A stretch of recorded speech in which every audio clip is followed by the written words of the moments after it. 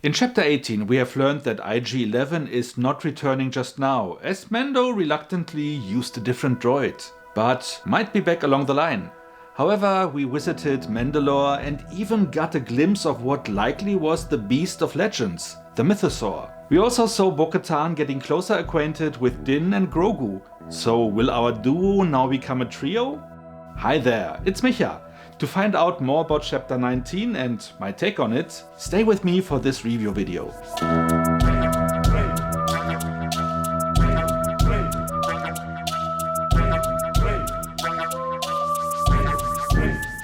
Chapter 19, titled The Convert, started exactly where the last episode left off, with Din and Grogu and Bo-Katan sitting at the edge of the living waters of Mandalore, after Bo has rescued Mando from drowning.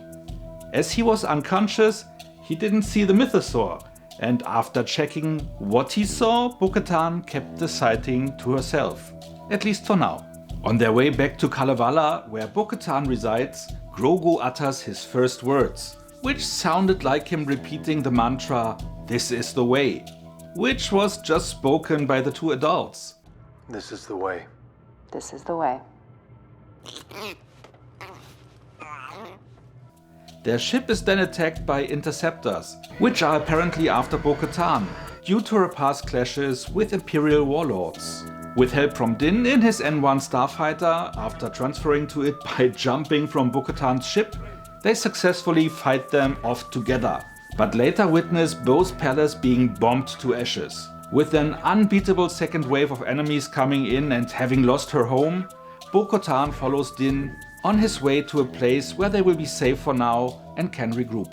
At this point the story switches to the planet Coruscant, where we are reacquainted with Dr. Pershing, the scientist that worked with Moff Gideon on his cloning project in the recent past. He is now part of the Amnesty Program, an initiative by the New Republic to reintegrate former Imperial personnel into society. We see him holding a speech about how the program saved his life after having no choice as to work for the Empire.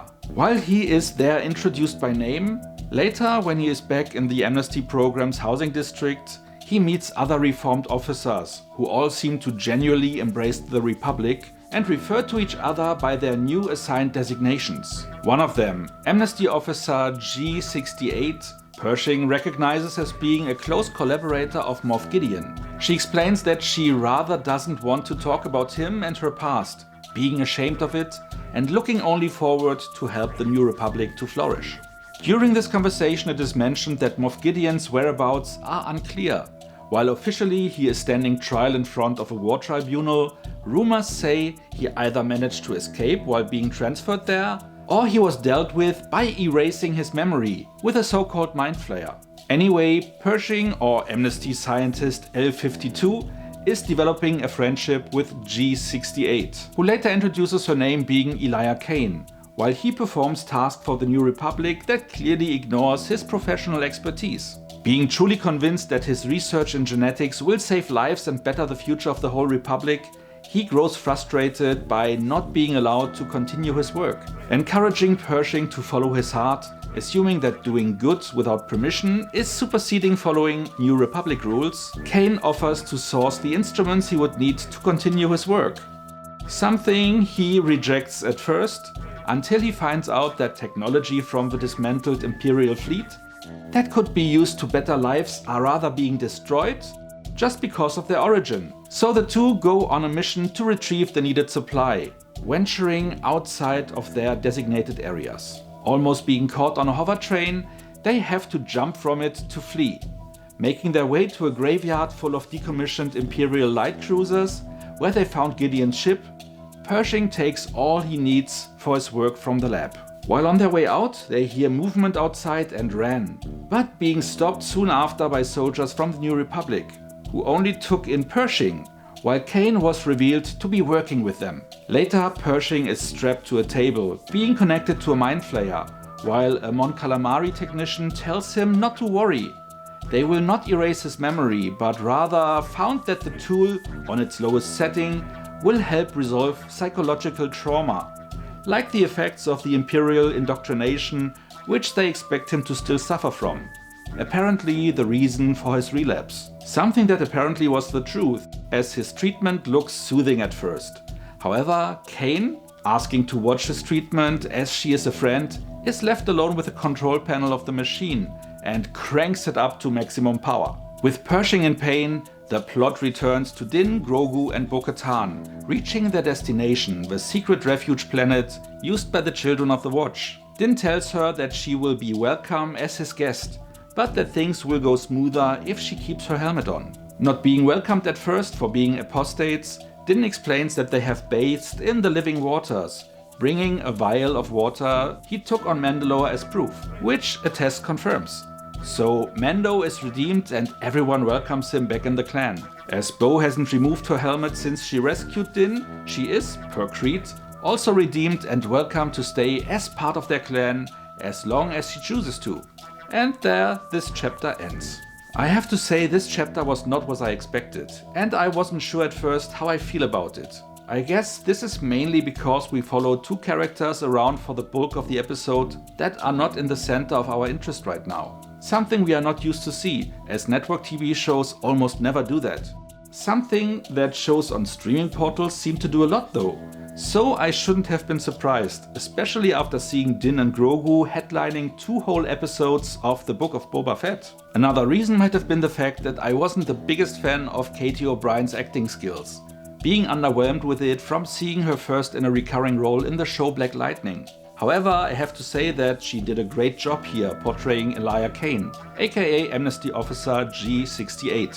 She managed it to appear ambiguous throughout the episode, with us being suspicious, but slowly acknowledging the fact that she may have changed now. In befriending Pershing, we started to root for her, sympathizing with her, which was due to her fine acting. I guess I had such a bad impression previously because almost the entire show Black Lightning was badly acted, to the degree that I only remembered 2 cast members to be decent actors.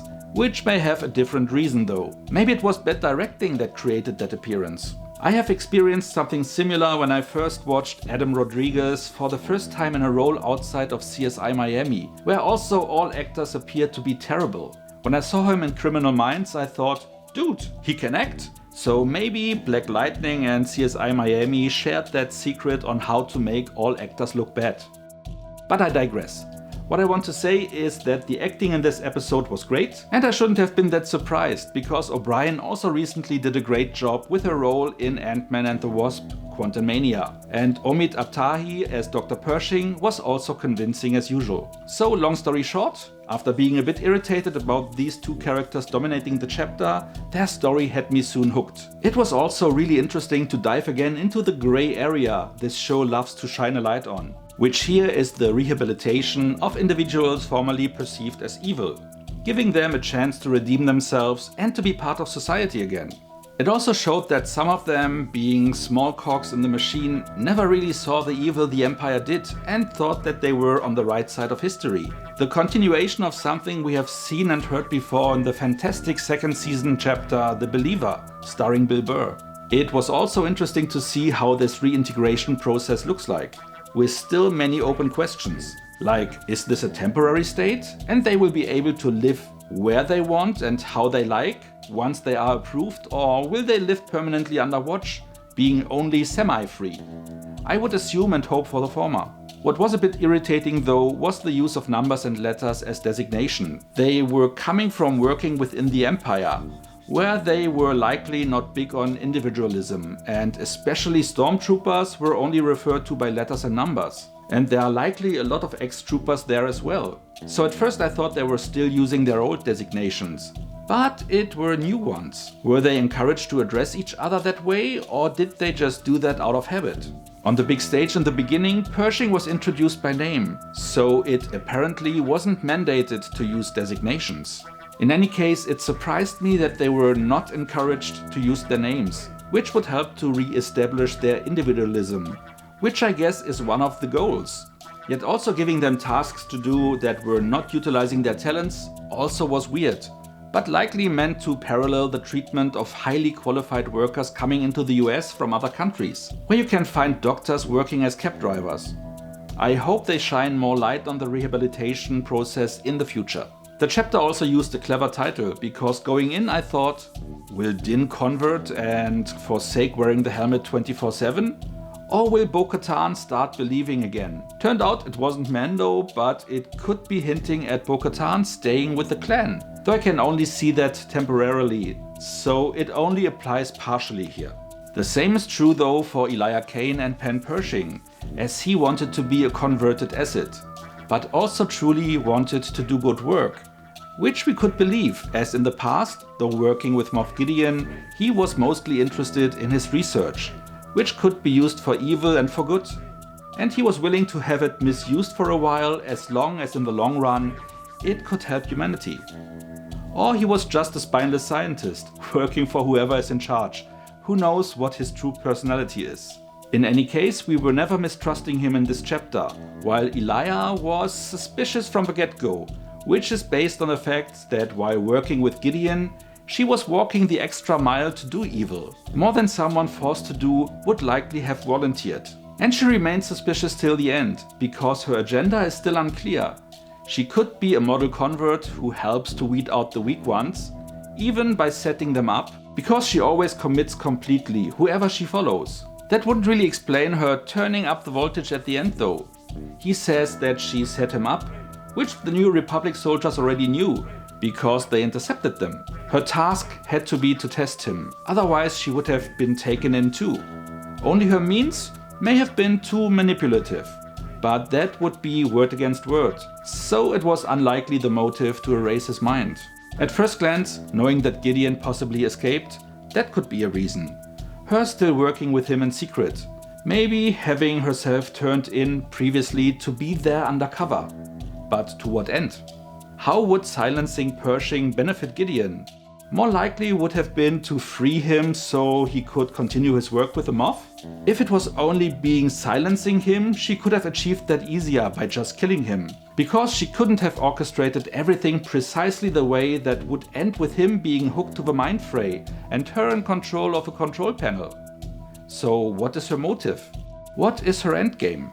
So in the end, likely no one was the actual convert, just a lot of different candidates. One last call out before we go into the rating. I enjoyed the small things in this episode a lot, even though I had to look many of them up, like having someone from the Bufopil race in it, or mentioning the different names for the day that they have on Coruscant, and other details that are taken from other Star Wars properties, like the animated shows, books and comics, when stuff like photon fizzles, a beverage in this universe, is mentioned. Even the property-specific language is popping up a lot here. For instance, when Bo-Katan says she scucked off a lot of warlords, or calling them mudscuffers. Seldomly have I seen so many small nods in one episode as in this one, making up for the fact that our heroes are more supporting characters this time around. The best nod, of course, was having Pershing say to a Mon Calamari doctor that it was a trap. Nice nod to the It's a Trap original from Return of a Jedi, which you can also find in a million memes online.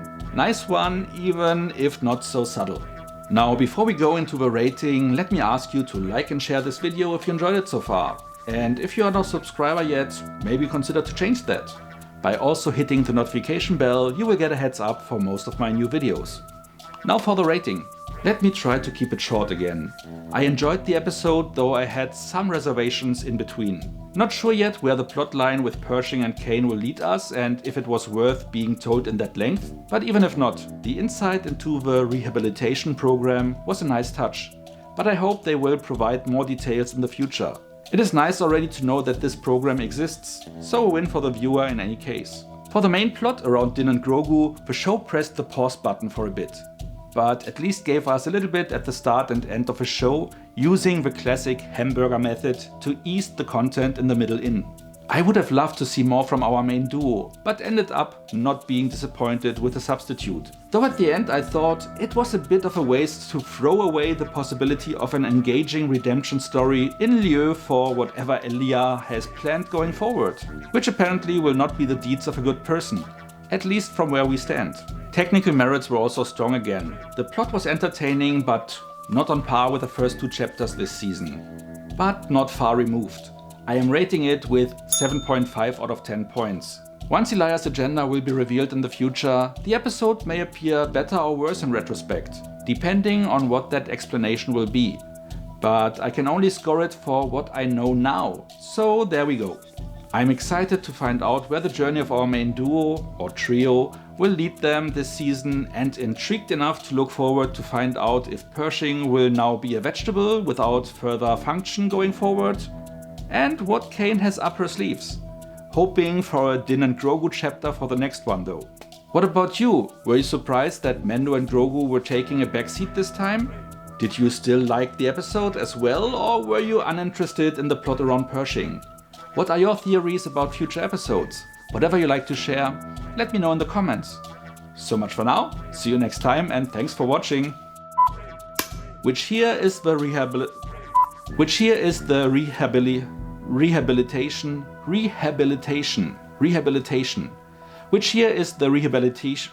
That wouldn't really explain her turning up the volume, turning up the voltage at the end though.